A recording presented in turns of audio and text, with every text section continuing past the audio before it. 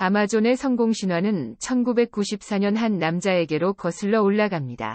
당시 뉴욕에서 헤지펀드 일을 하던 제프 베조스는 곧 인터넷 사용자가 폭발적으로 증가하리라는 사실을 알게 되었습니다. 이에 회사를 그만두고 자신의 인터넷 사업을 시작한다는 과감한 결정을 내렸습니다. 베조스는 특히 책이 전자상거래를 위한 완벽한 상품임을 깨달았습니다. 아무리 큰 서점이라도 수만 권의 책을 들여놓을 수 있을 뿐이지만 미국에서 매년 인쇄되는 책만 100만 권 이상이었기 때문입니다. 반면 온라인 서점이라면 고객에게 이들 모두를 판매할 수 있었습니다. 창업자 베조스의 과감함과 단순하면서도 선구적인 사고는 이후 아마존의 기업 원칙이 되었고, 이에 아마존 리더들은 언제나 새롭고 혁신적인 방법을 모색하였습니다. 아울러 베조스가 미련 없이 다니던 회사를 그만두었던 것처럼 아마존은 신속한 행동을 중시합니다. 설령 지나치게 서두른 나머지 실수를 저지른다 할지라도 얼마든지 회복이 가능하기 때문입니다. 그렇기에 여러 가지 수를 따져가며 시간을 보내기보다는 어느 정도의 위험은 과감히 감수하려는 태도가 한층 환영받습니다. 무엇보다도 떠오르던 인터넷 혁명에 적극적으로 참여하면서 베조스는 원대한 야망을 가졌습니다. 아마존 리더들은 작은 꿈은 그저 작은 목표만을 이룰 뿐이라는 사실을 잘 알고 있습니다. 기적과 같은 놀라운 결과를 내기 위해서는 한층 대담하면서도 밝은 미래를 꿈꾸어야 한다는 것입니다. 물론 처음 온라인 서점을 열었을 당시 베조스의 사무실은 시애틀의 비좁은 지하실에 위치하였습니다. 심지어 책상 대신 오래된 문을 탁자로 사용하였을 정도입니다. 하지만 이러한 경험 역시 오늘날까지 이어지는 검소함이라는 원칙을 낳았습니다. 즉, 리더는 주어진 자원의 한도 내에서 최대한의 성과를 내야 하며 인력이나 예산을 불필요하게 늘려서는 안 된다는 것입니다. 마지막으로 아마존은 사업 초창기부터 고객을 만족시키기 위해 노력하였습니다. 기본적으로는 1등 우편을 이용하여 고객에게 책을 보내겠다고 약속하였으나 실제로는 주문받은 모든 책을 우선 우편을 통해 보냈습니다. 비록 우편 비용이 추가로 들었지만 어쨌든 예상보다 빠르게 책을 받아본 고객들을 기쁘게 만들었습니다. 현재에도 아마존은 고객들의 경험을 우선시하여 결정을 내리고 있습니다. 놀랍게도 많은 기업들이 중요한 선택을 주먹구구로 합니다. 여기 새로운 생산시설을 마련하기 위해 수백만 달러의 공장을 구매해야 하는 기업을 상상해 봅시다. 한 번의 선택이 장차 몇 년 동안의 기업 수입에 막대한 영향을 미치게 될지도 모릅니다. 그렇기에 올바른 선택을 위해서는 엄격한 의사결정 프로세스가 필요합니다. 채용을 비롯한 인사관리 또한 마찬가지입니다. 적절한 채용이야말로 장기적으로 회사의 성과에 큰 영향을 주기에 엄격한 절차를 거쳐 이루어질 필요가 있습니다. 아마존의 경우 채용 과정에서 긴급 편향과 확증 편향에 휘둘리지 않기 위해 특히 주의하였습니다. 긴급 편향은 조직 내의 빈자리를 신속하게 채워야 하는 상황 속에서 발생합니다. 빠르게 자리를 채워야 한다는 압박감 탓에 후보자의 장점에만 주목할 뿐 단점을 간과하게 되는 것입니다. 단순히 누군가를 찾아 넣어야 한다는 강박관념으로 인해 결과적으로 적절하지 않은 사람을 잘못 고용하게 될 가능성이 큽니다. 이에 아마존은 바레이저라는 전문 면접관 제도를 도입하여 채용상의 긴급 편향 문제를 해결하였습니다. 여기에서 바레이저는 신입사원을 필요로 하는 팀에 속하지 않으며 신속히 누군가를 채용해야 할 필요성도 없는 독립적이면서도 숙련된 인사 담당자를 의미합니다. 이들은 후보자와 최종 면접을 진행하며 적합하지 않을 경우 채용을 거부할 권리를 가지고 있습니다. 스스로가 최고의 인재인 바레이저를 통해 채용 프로세스를 한층 엄격하게 관리하는 것입니다. 확증 편향은 주로 여러 면접관이 동일한 후보자를 인터뷰할 때 발생합니다. 첫째, 면접관이 심사를 마친 다음 아마도 그는 다른 면접관들에게 자신이 인터뷰한 후보자에 대해 이야기할 것입니다. 어디까지나 사적인 대화이므로 그다지 문제가 없을지도 모릅니다. 하지만 설령 비공식적인 잡담이라 할지라도 다른 면접관들에게 일종의 선입견이나 가정을 심어주게 됩니다. 그리고 다음 면접관은 후보자를 공정히 평가하기보다 자신이 가지게 된 가정이 맞는지 확인하는 방향으로 움직일 수 있습니다. 이러한 확증 편향 문제를 극복하기 위해 아마존은 모든 면접관이 면접 직후 동료와 이야기하는 대신 상세한 보고서를 제출할 것을 의무화하였습니다. 당연하지만 평가 과정에서 이들 보고서는 중요한 참고 자료가 됩니다. 이 시스템은 면접관 개개인이 자신의 의견을 분명히 밝히도록 도와줍니다. 아마존에서의 회의 장면은 보통 두 가지 측면에서 사람들을 놀라게 만듭니다. 무엇보다도 파워포인트 프레젠테이션이 없으며 또한 회의 시작 후 20분간 침묵의 시간을 가집니다. 이는 낯설게 느껴지지만 아마존의 효과적인 의사결정을 위한 비법이기도 합니다. 일찍이 2004년 제프 베조스는 파워포인트가 회의를 오히려 방해한다는 결론을 내렸습니다. 당시 기업 주요 경영진은 매주 중요한 주제에 대해 돌아가며 발표를 하였습니다. 관련 주제를 진정으로 이해하기 위해서는 많은 정보를 조사해야 하였고, 나아가 서로 다른 아이디어 및 자료들을 어떻게 결합할 것인지도 공부할 필요가 있었습니다. 문제는 파워포인트를 이용한 발표가 그다지 효과적이지 않았다는 사실입니다. 기본적으로 파워포인트는 하나의 슬라이드에 하나의 아이디어만을, 그것도 중요 단어나 문장을 나열하는 식으로 표시할 수 있을 뿐이었습니다. 그리고 아마존 고위 경영진은 이러한 파워포인트의 표현 방식이 아이디어 간의 연관성을 이해하거나 주제의 세부적인 내용을 파악하는 것을 어렵게 만든다는 것을 깨달았습니다. 복잡한 주제는 굵은 글씨의 한두 문장으로 지극히 단순하게 요약되었고, 상호 연결되는 아이디어 또한 각각의 슬라이드로 나누어져 버렸습니다. 그리고 이처럼 피상적인 정보만으로는 올바른 판단을 내리기 어려웠습니다. 이에 아마존은 파워포인트를 6쪽 분량의 보고서로 대체하였습니다. 그리고 회의 때마다 처음 20분을 할애하여 해당 보고서를 함께 읽었습니다. 6쪽의 보고서는 동일한 분량의 파워포인트 자료에 비해 9배가량 많은 정보를 담고 있습니다. 따라서 복잡한 주제나 내용을 설명하기에 충분하며 다양한 아이디어 사이의 관계를 글로 정리해 보여주기에도 한층 적합합니다. 더욱이 산문 형식의 발표문은 아이디어 자체에 관심을 기울이게 해주었습니다. 파워포인트를 이용한 발표의 경우 발표자의 말솜씨라든지 그럴듯한 그래픽 활용에 따라 평가가 달라지는 경우가 적지 않았습니다. 파워포인트 발표에 익숙한 사람의 경우 설령 실제 내용이 별로더라도 긍정적인 평가를 받기 쉬웠던 것입니다. 하지만 여러 쪽의 보고서는 발표자의 화술이나 화려한 그래픽이 아닌 글로 쓰인 아이디어에 관심을 집중시켰고, 이는 피드백 과정에서 불필요한 편견을 배제시켰습니다. 아마존은 고객을 우선으로 생각한다는 원칙을 가지고 있습니다. 이는 새로운 제품을 만들거나 아이디어를 낼 때 자신의 필요보다는 고객의 만족을 중심으로 접근한다는 뜻입니다. 혹은 기업의 이익보다 고객의 이익에 더욱 민감하다는 의미이기도 합니다. 고객의 요구를 우선시하는 것은 어쩌면 지극히 당연해 보입니다.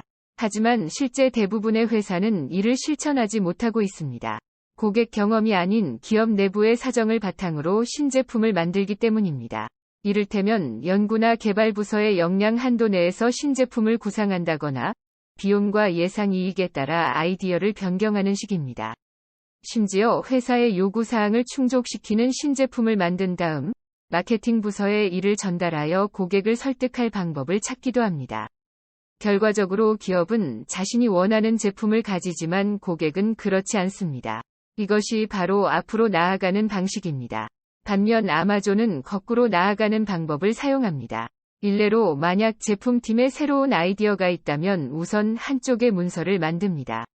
이 문서는 일종의 가상 보도 자료 혹은 홍보문으로 제품이 이미 만들어졌다 가정한 상태에서 그것의 장점을 고객들에게 설명하는 글입니다. 킨들 보도 자료의 경우 이북 리더기의 훌륭한 스크린과 손쉽게 책을 다운로드할 수 있음을 강조하였습니다. 이러한 가상의 보도 자료는 당연히 실제 언론에 전달되지 않습니다. 하지만 기업 내부에서 아이디어를 한층 발전시키기 위한 참고 자료이자 신제품을 위한 제안서로 유용하게 사용됩니다. 나아가 해당 문서를 만든 팀은 추가적인 FAQ를 5쪽 분량으로 작성하여 회사 내에서 제기된 각종 질문에 답합니다. 여기에는 실제 해당 제품을 만들기 위해 얼마나 많은 데이터 전문가와 소프트웨어 개발자를 고용해야 하는가와 같은 한층 실무 차원의 질문과 해답이 담겨져 있습니다. 한마디로 아마존은 고객의 입장에서 출발하여 아이디어를 제출하고 그것을 구체화해 나가는 식으로 신제품을 구상합니다. 2000년대 중반 아마존은 표면상 건실하게 성장하고 있었습니다. 해당 기업의 전자상거래 판매가 전 분야에 걸쳐 증가하고 있었기 때문입니다. 하지만 동시에 성장률은 이전보다 떨어졌으며 나아가 글로벌 전자상거래 시장 자체가 커져갔습니다. 이대로라면 더욱 커진 시장에서 한층 적은 비중만을 차지할 수 있을 것처럼 보였습니다. 이에 제프 베조스는 어려운 결단을 내렸고 이는 아마존은 물론 전자상거래의 미래를 바꾸어 놓았습니다. 베조스는 아마존의 문제가 가격이나 판매 상품 범위가 아닌 편리성 여부임을 재빨리 알아챘습니다. 실제 2000년대 중반 시점에서 많은 소비자들은 여전히 온라인 쇼핑이 불편하다 여겼습니다. 대부분의 상품이 도착하는데 상당한 시간이 걸렸기 때문입니다. 따라서 당장 필요한 물건을 사야 하는 고객들은 자연스럽게 오프라인 매장으로 향했습니다. 뿐만 아니라 전자상거래 초창기에는 배송 비용도 비교적 높았습니다. 아마존만 보더라도 제품보다 배송료를 할인하는 행사가 더욱 환영받을 정도였습니다. 여기에서 아마존에게는 두 갈래 길이 있었습니다. 이미 아마존은 주문 처리 인프라를 마련하는 데 6억 달러를 투자한 상태였습니다. 만약 관련 투자를 늘리고 배송 전략을 대폭 수정한다면 수익 실현을 위해 7년 이상을 기다려야 한다는 예측이 나왔습니다. 반면 추가적인 대규모 투자나 혁신을 포기하는 대신 기존의 시스템을 보다 효율적으로 조정하는 방법도 있었습니다. 결국 베조스와 아마존은 고객의 편의를 위해 과감한 투자를 감당하는 쪽을 택하였습니다. 단기적인 수익 측면에서는 후자가 한층 나을지도 모르지만 장기적으로는 고객의 이익이 곧 기업과 주주의 이익이 되리라 믿었던 것입니다. 아울러 아마존은 구독 멤버십 서비스인 아마존 프라임을 도입하였습니다. 프라임은 고객에게 2일 내 무료 배송과 2길 배송을 위한 할인 서비스를 제공하였는데 2018년까지 무려 1억 이상의 회원을 모았습니다. 무엇보다도 갑작스럽게 물건을 사야 하는 고객이 오프라인 매장을 찾을 필요 없이 2길 배송 서비스를 이용할 수 있었던 것이 매력적이었습니다. 결과적으로 아마존 프라임은 전자상거래 산업의 속도와 편리성의 기준을 바꾸어 놓았습니다. 그렇게 아마존은 여전히 전자상거래의 강자로 남았으며 다른 경쟁자들에게 따라잡아야 할 표준을 제시하는 존재가 되었습니다. 전자상거래 업계의 강자인 아마존도 때로는 실수를 합니다. 2005년 야심차게 출시했던 언박스가 대표적인 실패 사례입니다. 이는 아마존의 첫 주문형 비디오 서비스로 고객이 영화와 TV 프로그램을 다운받아 컴퓨터에서 보도록 해주는 것이었습니다. 이는 확실히 그럴듯한 아이디어였습니다. 2005년 당시만 하더라도 자신이 원하는 영화를 볼 수 있는 방법이 그다지 많지 않았기 때문입니다. 해당 영화를 상영하는 영화관에 직접 가거나 혹은 아직 우편 주문 DVD 배송 서비스 업체였던 넷플릭스를 이용하는 정도였습니다. 따라서 고객이 스스로 보고 싶은 영화를 선택하여 거실에서 즉시 시청할 수 있는 서비스는 매력적일 뿐 아니라 선구적인 것이었습니다. 문제는 서비스의 기술적 완성도가 한참이나 부족했다는 점입니다. 아마존은 마이크로소프트가 개발한 디지털 저작권 관리 소프트웨어를 이용하여 다운로드 서비스를 실시하였습니다. 하지만 해당 소프트웨어는 버그투성이었고 이에 일부 고객은 다운로드에 문제가 발생했으며 심지어 소프트웨어 자체가 작동하지 않는 경우까지 있었습니다. 상품 출시 전에 이러한 문제를 모두 해결했어야 하지만 마이크로소프트의 소프트웨어 외에 마땅한 대안이 없었기에 강행하였고 이러한 참사로 이어졌던 것입니다. 결국 고객과 언론 모두 언박스에 대해 혹평만을 쏟아내기에 이르렀습니다. 더욱이 언박스는 개발 단계에서 고객이 원하는 바를 정확히 잡아내지도 못하였습니다. 아마존은 고객들이 디지털 영화와 TV 프로그램을 고화질로 보기 원한다고 생각하여 이에 맞춘 서비스를 내놓았습니다. 그러나 고품질의 영상과 이미지는 그만큼 긴 다운로드 시간을 필요로 하였고 영화 1편을 보기 위해 4시간을 기다려야만 하였습니다. 결과론적인 이야기이지만 2005년 시점에서 고객들은 실상 화질에 그렇게 신경 쓰지도 않았습니다. 동시기 수백만의 사람들이 유튜브 서비스에 열광하였는데 이는 이용자들이 직접 동영상을 만들어 올리는 플랫폼이었습니다. 비록 유튜브에 올라오던 영상 대부분은 저화질이었지만 사람들은 동영상을 편리하게 시청할 수 있다는 사실에 주목했지 화질에 크게 불평하지는 않았습니다. 2005년 애플은 고객이 음악을 디지털 방식으로 구매할 수 있는 획기적인 서비스인 아이튠즈를 내놓았습니다. 이에 음악 산업계에서는 아마존이 언제 자체적인 디지털 음악 서비스를 출시하여 애플과 경쟁할 것인지 관심을 가졌습니다. 심지어 일부 관계자들은 제프 베조스에게 직접 묻거나 행동을 권하기도 하였습니다. 하지만 정작 베조스는 음악이 아닌 아마존의 기존 영역이었던 서점에 더욱 집중하고 있었습니다. 아마존은 디지털 음악 시장을 두고 애플과 경쟁할 생각이 그다지 없었습니다. 무엇보다도 고객들이 과연 아이튠즈에 대한 대안을 필요로 하는지 불분명한 상황에서 경쟁을 위한 경쟁에 뛰어들려 하지 않았습니다.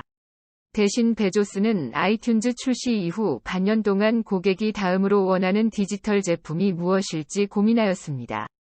그리고 빠르고 편리한 이북 읽기 경험이라는 결론을 내렸습니다. 당시만 하더라도 이북을 컴퓨터에서만 읽을 수 있었기에 매우 불편하였습니다.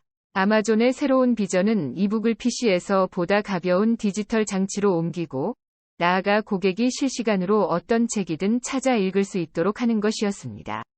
이 새로운 장치에 대한 구상은 훗날 킨들 제작으로 이어지게 됩니다. 베조스는 아마존이 하드웨어 개발에 직접 나서 장치를 만들어야 한다는 단호한 입장을 밝혔습니다. 물론 경영진의 많은 이들이 동의하지 않았습니다. 아마존은 기본적으로 전자상거래 회사였고, 임원 가운데 하드웨어에 정통한 사람도 거의 없었습니다. 하지만 고객의 필요를 우선시한다는 확고한 원칙 하에 결국 킨들의 자체 제작이 추진되었습니다. 만약 외부 하드웨어 업체에게 제작을 아웃소싱한다면 아마존이 고객의 요구에 따라 지속적으로 개선할 수 없었기 때문입니다. 이처럼 회사의 역량을 먼저 고려하는 여타 회사들과 달리 아마존은 고객의 입장을 먼저 생각하고 이를 충족시킬 수 있는 최선의 방법을 찾고자 하였습니다. 그렇게 만들어진 킨들은 놀라운 성공을 거두었고 아마존은 책을 소비하는 방식 자체를 바꾸어 놓았습니다.